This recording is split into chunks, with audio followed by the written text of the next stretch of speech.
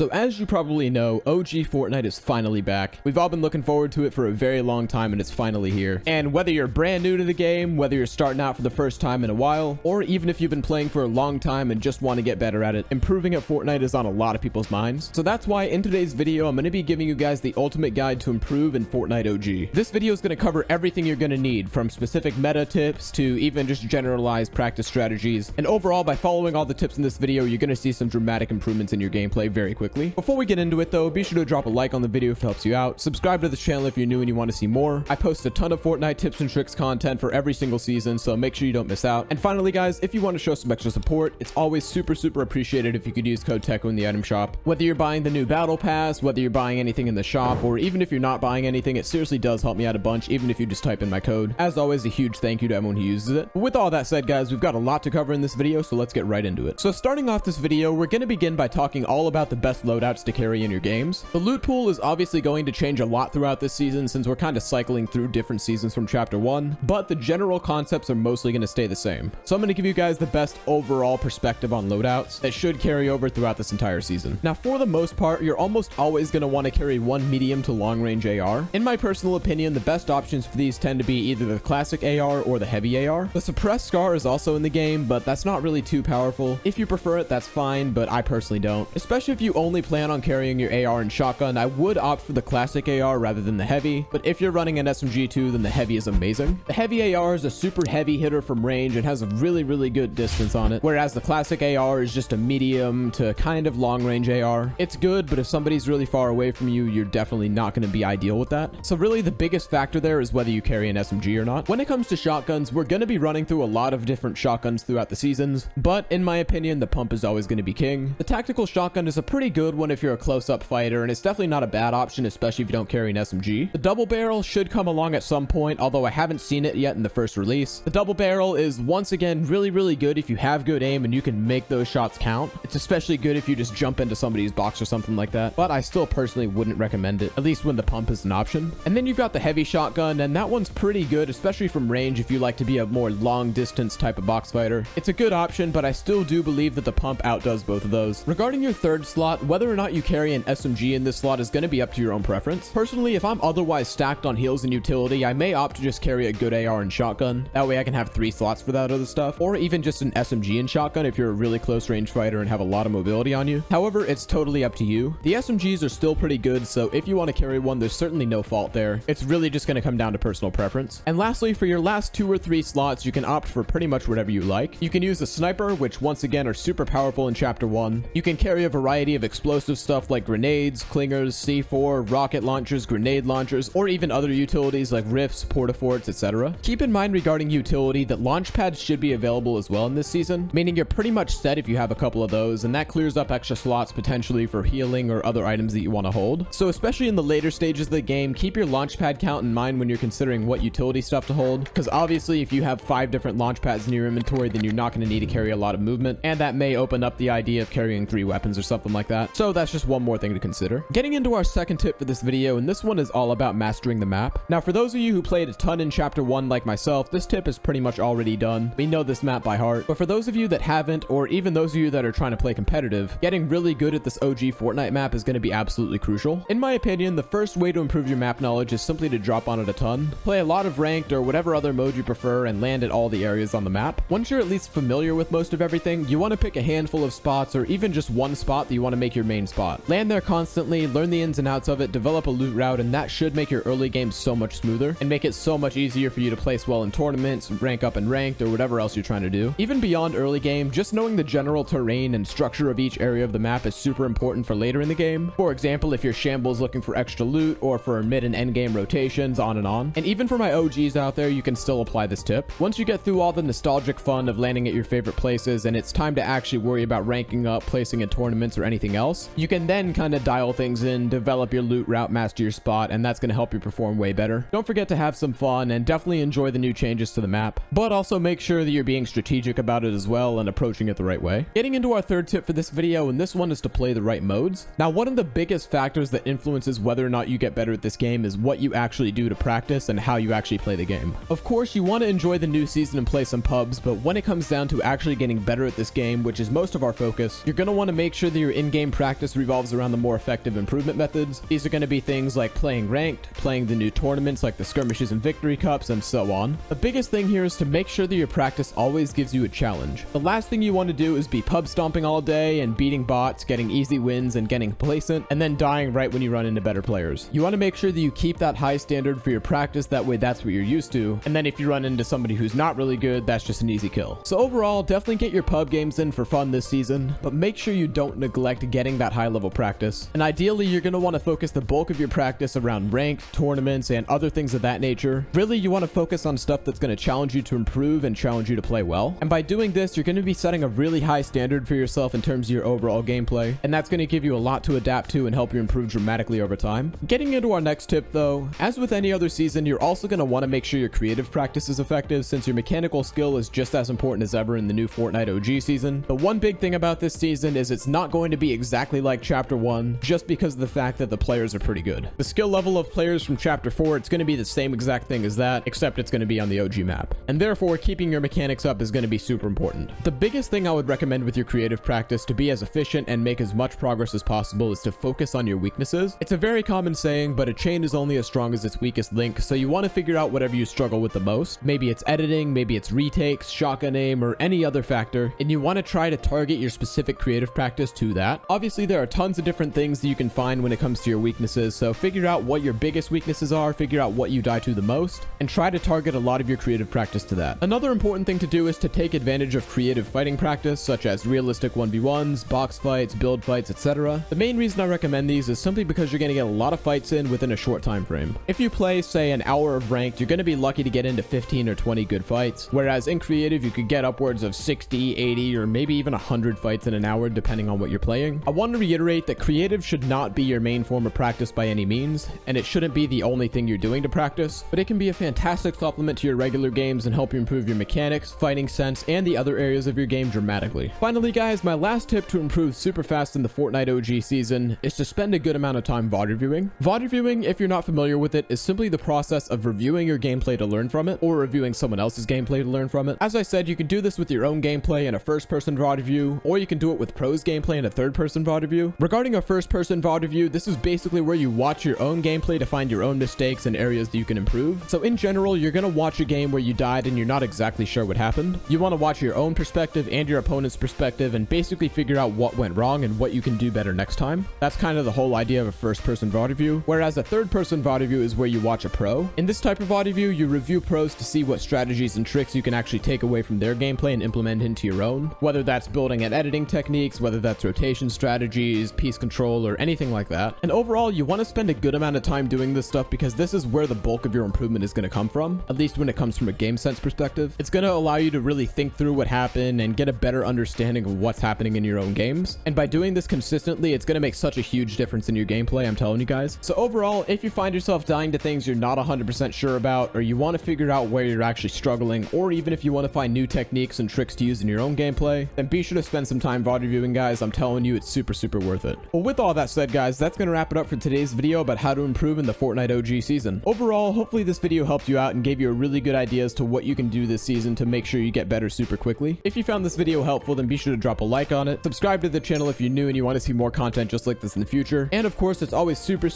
appreciated if you could use code Teckoh in the item shop. It's 100% free for you. It only takes like 5 seconds to type in, and it seriously does help me out a bunch. As always, thank you all so much for using my code. You guys are awesome. And finally, guys, let me know down in the comments what videos you guys want to see next on the channel. Obviously, we've got a whole month of this season, and I plan on grinding out some good content, so let me know what you guys want to see, and I'll make it happen. With all that said, thank you all for watching this video, and I'll see you guys in the next one. Bye for now.